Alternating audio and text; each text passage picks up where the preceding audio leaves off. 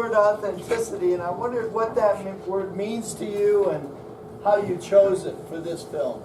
Sean chose it. Sean, how'd you choose it?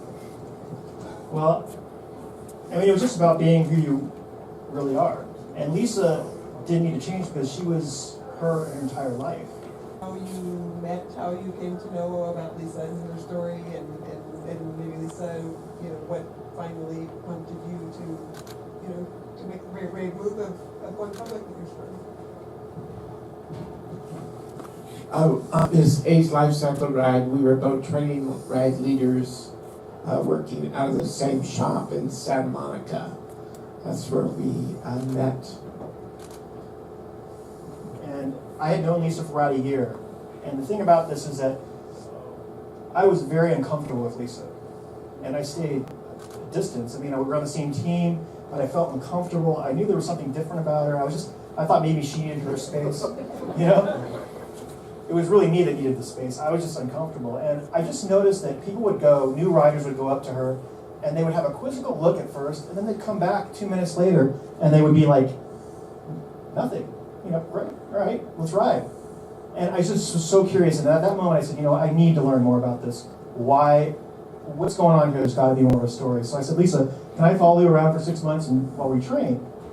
The next day I brought a camera to her house, and the story I heard was, I couldn't even believe it. I didn't even know where it even started. I didn't even know what the term intersex meant. And that's kind of how it started.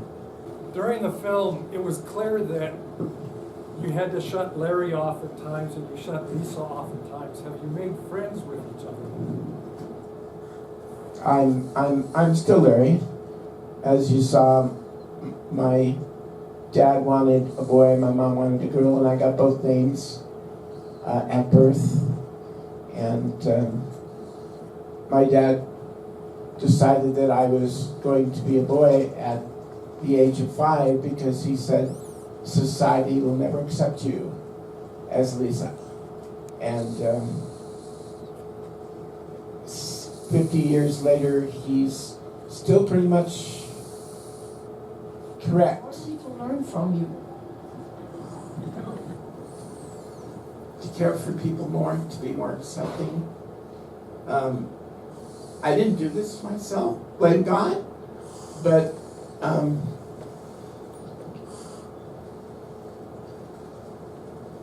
it doesn't change who you are inside.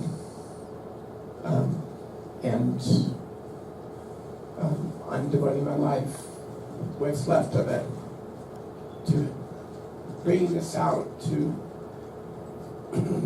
tell people who are intersex. Have been the better thing, or did you really need to be both and just allowed to be both? In 2006, the American Pediatric Society, all you pediatricians, put out a consensus statement that said every intersex birth is a social emergency, and the treatment for it is to have a sexual assignment surgery within the first month of life. It's not a medical emergency.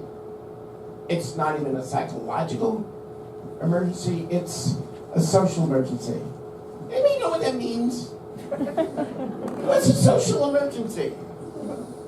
That 1 out of 2,000 children have to go through a surgery, and not a surgery, it's like 4 or 5 before they can sculpt the genitalia to look halfway decent, male or female. And those surgeries, when you have 5 surgeries before you're a teenager, it causes mental problems.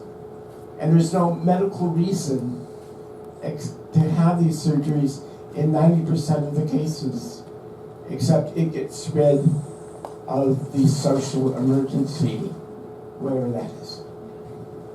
I've never seen a Q&A where everybody stayed in the theater. So welcome to Colorado, and thank you so much.